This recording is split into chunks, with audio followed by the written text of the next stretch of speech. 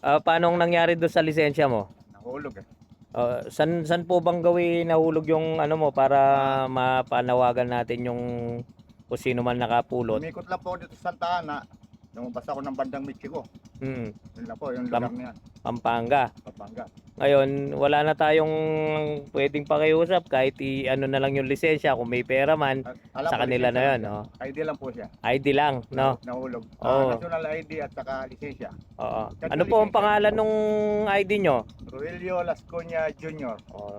Ruelio Lasconia Jr.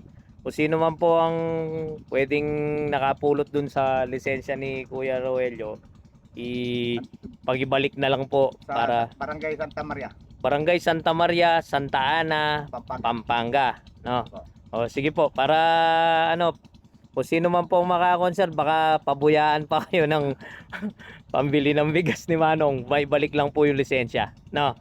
Okay. Sige po. Salamat po. Salamat po. Okay.